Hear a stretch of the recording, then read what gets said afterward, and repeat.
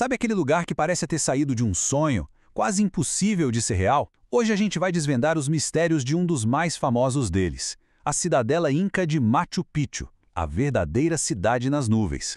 Pensa comigo, lá no alto de uma montanha, cercada por picos gigantescos e o rio Urubamba correndo lá embaixo, surge uma cidade inteira feita de pedra.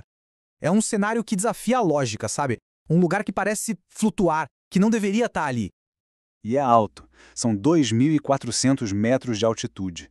Os incas construíram essa obra-prima em um dos ambientes mais desafiadores do planeta. É um feito que mistura engenharia, arte e uma força de vontade impressionante. Ok, aí que a história começa a ficar boa. Por que construir uma cidade tão espetacular num lugar tão isolado? Era um refúgio para a realeza? Um centro religioso? A gente vai agora investigar juntos as pistas que eles deixaram nas próprias pedras. A primeira chave para entender Machu Picchu é como ela foi construída. O fato de a cidade estar de pé há mais de 500 anos não foi sorte, não. Foi um projeto simplesmente genial. Olha só que interessante a organização. A cidade é dividida em duas partes bem claras. De um lado, a gente tem a zona agrícola, com aqueles terraços incríveis que alimentavam todo mundo. Do outro, a zona urbana, que era o coração da vida social e espiritual. E para separar tudo, um muro e um fosso. Um planejamento urbano super sofisticado para a época. E esses terraços não eram só canteiros, não. Era tecnologia de ponta. Pensa num bolo de várias camadas. Cada uma tinha uma função. Uma para segurar a estrutura, outra com pedras para dar estabilidade, cascalho no meio para a água escorrer perfeitamente e só lá em cima a terra boa para plantar. Tudo isso para evitar que a montanha desmoronasse com as chuvas. Agora, se prepara, porque esse dado muda tudo. Estima-se que 60% de toda a construção de Machu Picchu está debaixo da terra. É isso mesmo, a maior parte da genialidade inca a gente nem consegue ver. Então, o grande segredo para a cidade durar tanto tempo é o domínio da água. Eram 129 canais de drenagem, fundações profundas, mas o mais genial de tudo para mim foi a decisão de construir sobre falhas geológicas. Parece loucura, né? Mas eles usaram a instabilidade da terra a seu favor, aproveitando as pedras já quebradas para construir. Foi virar o jogo completamente. Mas a engenharia dos incas não ficava só no chão, não. Eles também olhavam para o céu. E Machu Picchu estava totalmente conectada com o cosmos. Nada ali foi posicionado por acaso. A localização dos templos mais importantes, das praças, tudo foi calculado para se alinhar com o Sol nos solstícios, por exemplo, e com os picos das montanhas sagradas ao redor, que eles chamavam de apus. E bem no coração dessa conexão com o céu tem uma peça super misteriosa, a Pedra Intihuatana. O nome dela em quechua já é uma pista e tanto, quer dizer algo como onde o Sol se amarra. Poético, não é? Essa pedra era multifuncional. Ela funcionava como um relógio astronômico super preciso, marcava as datas dos solstícios, mas era muito mais que isso.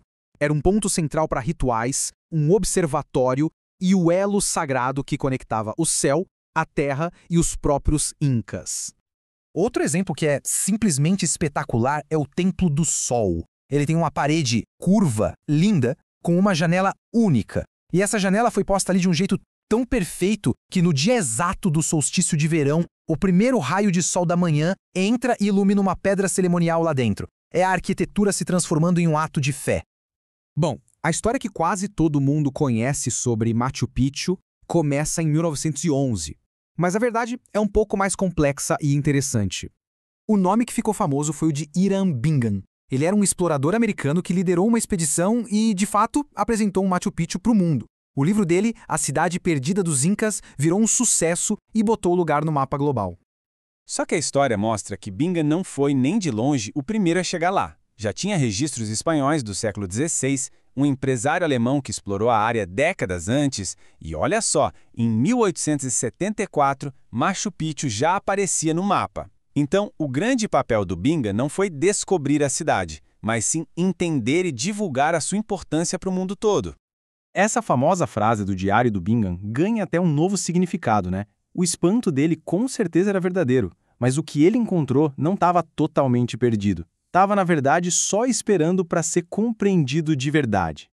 Então vamos dar um salto no tempo. Como que Machu Picchu saiu de um centro inca funcional para se tornar esse ícone global que a gente conhece hoje? O status dela foi sendo consolidado. Em 1983, a Unesco declarou como Patrimônio da Humanidade, e em 2007 veio a consagração total.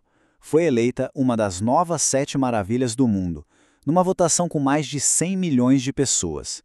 Isso mostra o fascínio que ela exerce no mundo inteiro. E aqui vai uma curiosidade importante. O que a gente vê lá hoje não é 100% original. Apenas cerca de 30% das estruturas são as construções incas de verdade. Os outros 70% foram reconstruídos com muito cuidado, claro, tanto para a gente ter uma ideia da glória do lugar, quanto para garantir a sua preservação.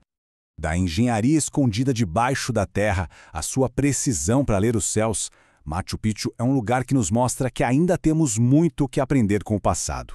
E fica a pergunta no ar. Com tudo isso que a gente já sabe, que outros segredos essa cidade nas nuvens ainda aguarda em silêncio, esperando para serem revelados?